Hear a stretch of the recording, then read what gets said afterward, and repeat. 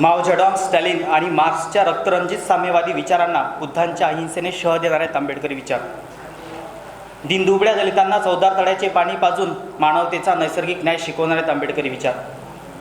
हिंदू कोडबिल मानून महिलांना मनूच्या जाचक बंधनातून मुक्तीचा मार्ग दाखवणारे किंबहुना प्रस्थापित ब्राह्मणी विचारधारेच्या विरोधात बंड पुकारणारे आहेत आंबेडकरी विचार. स्मॉल होल्डिंग्स इन इंडिया या आपल्या पुस्तकातून शेतीकडे उपजीविकेचं साधन म्हणून न पाहता व्यवसायाच्या दृष्टिकोनात न पहा हा संदेश देणारे आहेत आंबेडकरी विचार. प्रॉब्लेम्स ऑफ रुपीज या आपल्या शोधप्रबंधातून भारतीय अर्थव्यवस्थेला बळकट करण्यासाठी सहाय्यक ठरणारे आहेत आंबेडकरी विचार. कामगारांच्या कामांच्या तासांवर नियंत्रण, श्रमाच्या प्रमाणात मोबदला याशिवाय त्यांच्या कल्याणासाठी लढणारे आहेत आंबेडकरी विचार. 18 तास अभ्यास करून विद्यार्थ्यांना विद्यार्जनासाठी प्रेरित करणारे आहेत आंबेडकरी विचार. एवढंच नव्हे तर वर्तमानात घडणाऱ्या प्रत्येक प्रश्नांचा अपरिहार्य उत्तर म्हणजे आंबेडकरी विचार. नमस्कार, मी स्पर्धक कोड क्रमांक 23 सन्माननीय विचारपीठावर विषय मांडतोय आंबेडकरी विचारांची अपरिहार्यता. हा विषय मांडत असताना मला आंबेडकरी विचार म्हणजे काय हे पटवून देणं अत्यंत महत्त्वाचं वाटतं. माझ्या मते आंबेडकरी विचार समजून घेण्याचं साधं सूत्र म्हणजे राष्ट्रवाद. अर्थातच आपल्या देशात अस्तित्वात असणाऱ्या राष्ट्रवादाच्या संकल्पनांची तुलना ही आंबेडकरी वादासोबत करणे.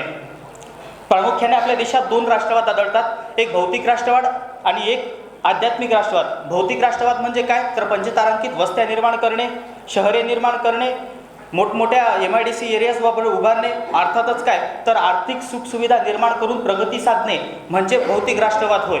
आणि आध्यात्मिक राष्ट्रवाद म्हणजे काय तर आध्यात्मिक राष्ट्रवाद म्हणजे जुन्या चालीरूढी व परंपरांचे समर्थन करणे आणि त्या विचारधारेवर आधारित जुन्या संस्कृतीचे पुनरुत्थान करणे म्हणजे आध्यात्मिक राष्ट्रवाद होय. परंतु या दोन्हींना शह देतो तो म्हणजे आंबेडकरवाद अर्थात आंबेडकरी विचार.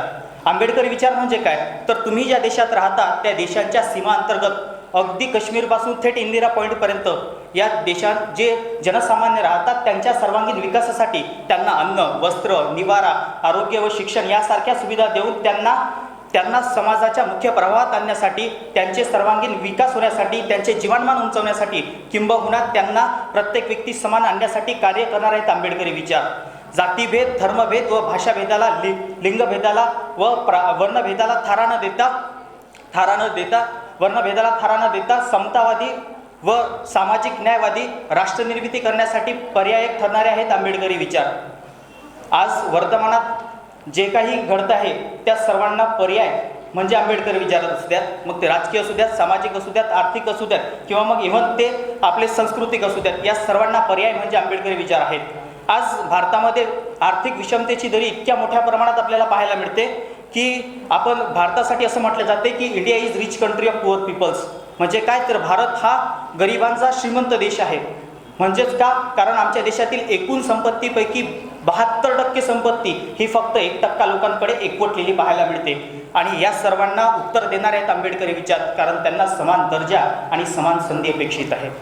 आंबेडकरी विचारांची अपरिहार्यता लक्षात घेता जेव्हा आपण या विषयाला पुढे घेत असताना मला हे सांगावं वाटेल की आंबेडकरीवाद म्हणजे काय तर आंबेडकरीवाद म्हणजे जिनकी जितनी संख्या भारी उनको उतनी भागीदारी हे तत्व आंबेडकरी विचाराचं आहे. आणि म्हणूनच भारतीय संविधानात डॉक्टर बाबासाहेब आंबेडकर मागासवर्गीयांना आणि अनुसूचित जाती जमातींना समाजाच्या मुख्य प्रवाहात आणण्यासाठी आरक्षण बहाल करतात. किंबहुना स्त्री पुरुष समानतेसाठी सुद्धा आंबेडकरी विचार कार्य करतात. आणि म्हणूनच स्त्रियांना संविधानातनं विशिष्ट प्रमाणात आरक्षण सुद्धा बाबासाहेब आंबेडकर बहाल करतात. ही अपरिहार्यता आंबेडकरी विचारांची आहे.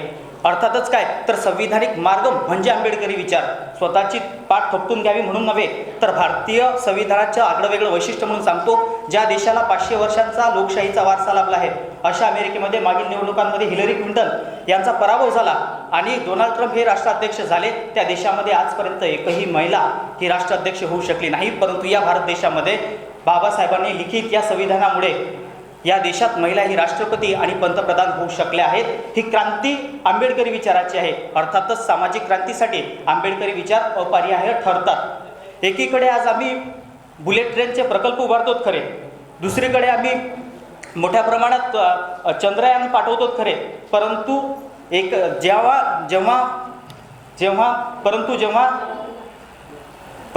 जेव्हा कोट्यामध्ये एकाच दिवसामध्ये शेकडो मुले बालपणातच मृत्युमुखी पडतात त्यावेळेला आमच्या आरोग्य सेवेवर मोठ्या प्रमाणात प्रश्नचिन्ह उपस्थित होऊ लागतात.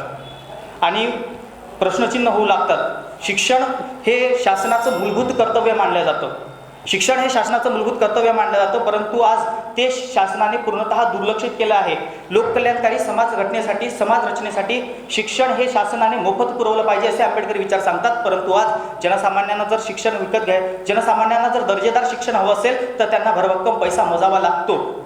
मित्रांनो, या देशामध्ये आज असं म्हटलं जातं की 3 तलाक बंद करून आणि मुस्लिम महिलांना हज यात्रेला पाठवून जसं काय आमच्या महिला समर्थ बनल्या आहेत असं आम्हाला समजण्यात येतं, परंतु दुसरीकडे जेव्हा मुंबईच्या हजी अली दर्ग्यामध्ये तेवढंच नव्हे तर शबरीमाला प्रकरणामध्ये समाज व्यवस्था रूढी परंपरेच्या नावाखाली महिलांचा प्रवेश नाकारते आणि दहशती निर्माण करते। या देशामध्ये आमची सामाजिक असहिष्णुता इतकी मोठ्या प्रमाणात माजली आहे की या देशामध्ये धर्म व जातीच्या नावाखाली मॉब लॉन्चिंग सुरू आहे।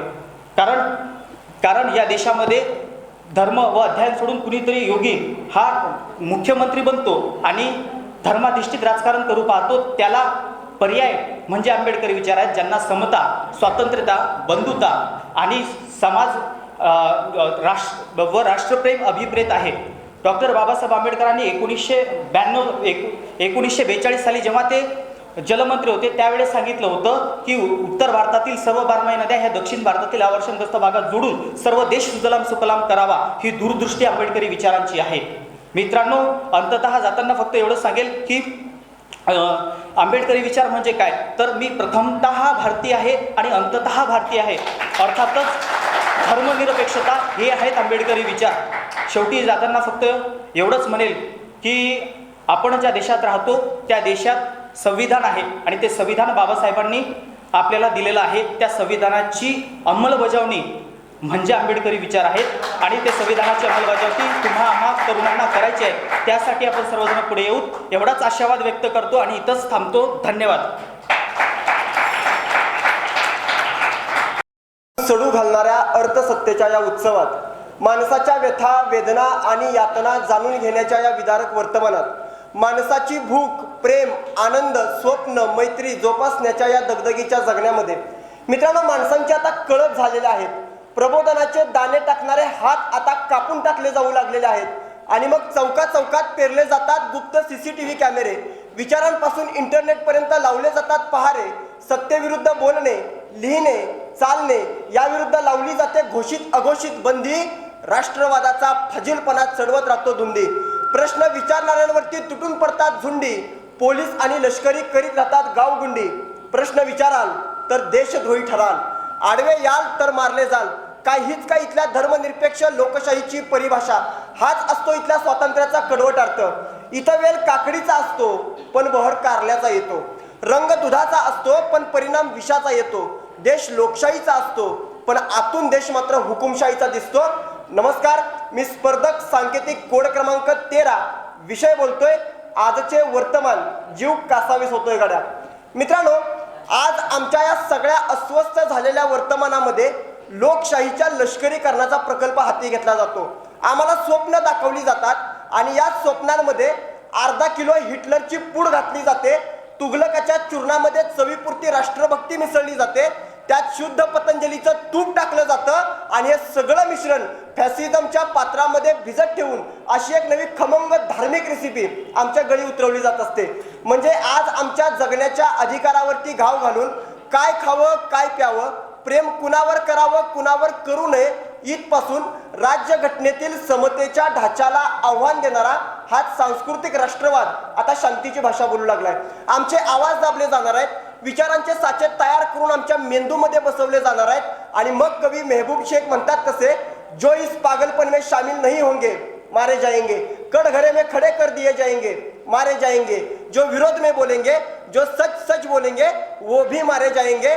मग मित्रांनो, या सगळ्या प्रकारामुळे नेमकं आमच्या देशामध्ये आणि या वर्तमानामध्ये नेमकं झालंय काय, तर आज आमच्या देशातल्या सर्जनशील कलावंतांचा, विचारवंतांचा, कवी लोकांचा आणि लेखकांचा जिवंतपणे मृत्यू झालेला आहे। म्हणजे स्वतःच्या चित्रांना अगदी प्रतिमांची रचना देऊन एक वेगळी चित्रशैली चित्रकलेमध्ये उमटवणाऱ्या मकबूल फिदा हुसेन यांना स्वतःचा देश सोडून बाहेरच्या देशामध्ये जावं लागतं. अगदी पीके सिनेमामध्ये एका हिंदू मुलीनं पाकिस्तानी मुस्लिम युवकाचं चुंबन घेणं हा लव जिहादला प्रोत्साहन देण्याचा प्रकार आहे, म्हणून पीकेवरती बंदी घालावी यासाठी आमच्या देशामध्ये आंदोलनं उभी केली जातात.